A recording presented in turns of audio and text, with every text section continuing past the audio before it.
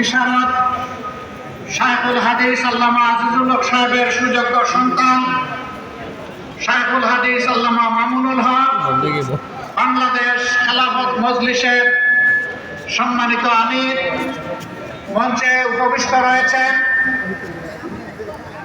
Khelafat Majlis AB party সহ জাফা সহ বিভিন্ন পার্টির সম্মানিত শীর্ষ নেতৃবৃন্দ, প্রিয় চট্টগ্রামবাসী, আমি মহান রবের শুকরিয়া আদায় করছি। জাতির প্রয়োজনে আল্লাহ তাআলা আপনাদের সামনে আজকে আমাদেরকে এখানে দাঁড়াবার তৌফিক দান করেছেন, আলহামদুলিল্লাহ। আপনারা ভাগ্যবান, এই চট্টগ্রাম দিয়ে এই অঞ্চলে ইসলাম প্রবেশ করেছে। এই চট্টগ্রাম মহান মুক্তিযুদ্ধের আওয়াজ এবং আহ্বান, স্বাধীনতার ঘোষণা সারা দেশবাসী বিশ্ববাসীকে ছড়িয়ে দিয়েছে। এই চট্টগ্রাম আল্লাহ রসুলের বিরুদ্ধে অবস্থান নিয়ে শাহবাগ চত্বরে যারা বাজার বসিয়েছিল তাদের দুঃস্বপ্নকে তছনছ করে দিয়েছিল। হেফাজতে ইসলামের আহ্বানে এই চট্টগ্রাম আরো গর্বিত। বর্তমান সরকারের আমলে সর্ববিষয়ে বিশারদ একজন সর্বমন্ত্রীও আপনারা পেয়েছেন। সত্যি আপনারা ভাগ্যবান। এরকম আর একটা জেলা নাই যে এক মন্ত্রী সকল মন্ত্রণালয় চালায়, এমনকি প্রধানমন্ত্রীর কথা তাকে বলতে হয়। আমার একটু কষ্ট লাগে না, নিজেদের সন্তানকে বুয়া বলতে নাই, আরে নিজের ছেলে কানা হলেও তো পদ্মলোচন। সম্মানিত বন্ধুগণ, আমার কষ্ট লাগে মাননীয় প্রধানমন্ত্রীর জন্য। তার আশেপাশে কাদেরকে উনি বসিয়েছেন। উনি কুমিল্লা এসে পিচের দেন, ফরিদপুরে গিয়ে সয়াবিন তেল দেন, তিনি দিনাজপুরে গিয়ে আম উপহার দেন, সিলেটে গিয়ে ৯-১.৫ ঘন্টা উপহার দেন, সংসদে গিয়ে প্রাথমিক বিশ্ববিদ্যালয় উপহার দেন, আর কক্সবাজারে এসে বলেন যে বিরোধী দল এই বাজেটে মাদক এবং ধূমপান জাতীয় দ্রব্যের ট্যাক্স বাড়ানো হয়েছে বলে বিরোধী দল তার বিরুদ্ধে প্রতিবাদ করে মিছিল করেছে। মিথ্যা, ভুয়া।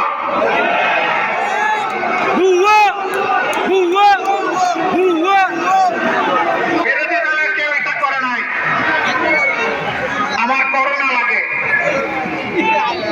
প্রধানমন্ত্রীর এই পদটা রাষ্ট্রীয় পদ, তিনি রাষ্ট্রের প্রধান নির্বাহী।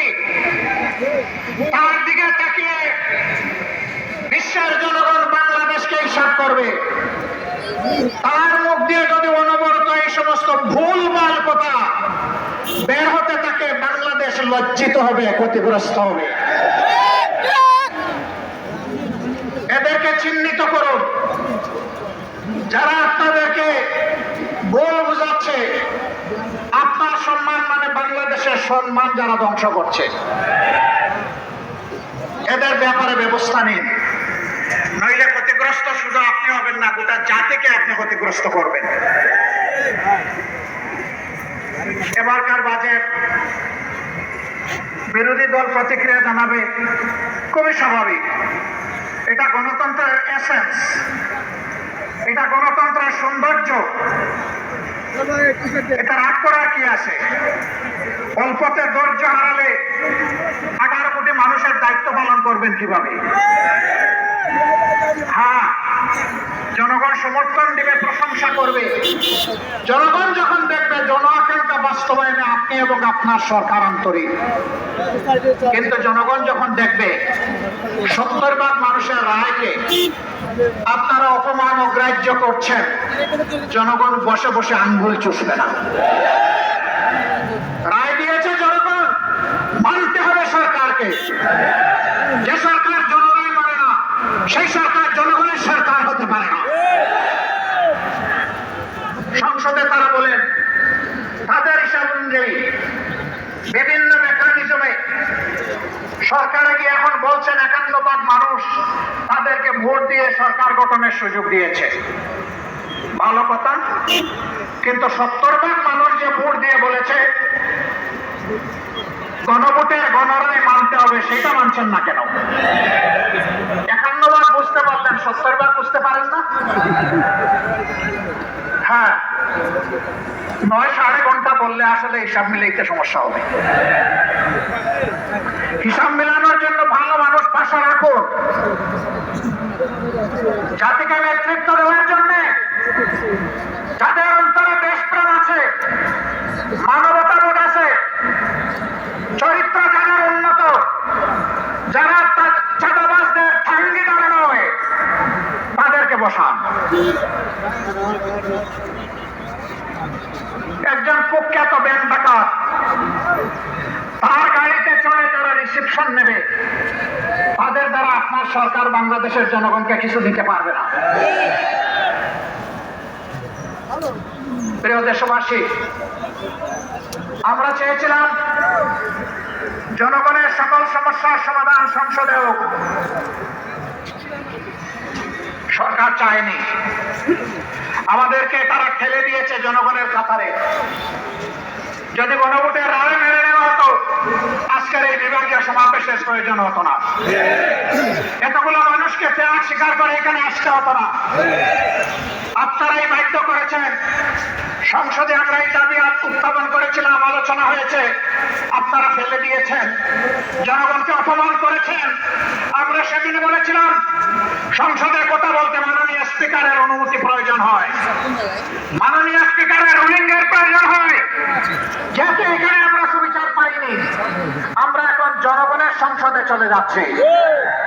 জনগণের বিষয় এখন জনগণের কাছে পেশ করব, সেখানে কোনো স্পিকারের অনুমতির প্রয়োজন হবে না। সেখানে মন খুলে কথা বলবো, জনগণ সিদ্ধান্ত নেবে আগামীতে তারা কি ফয়সালা দেবে।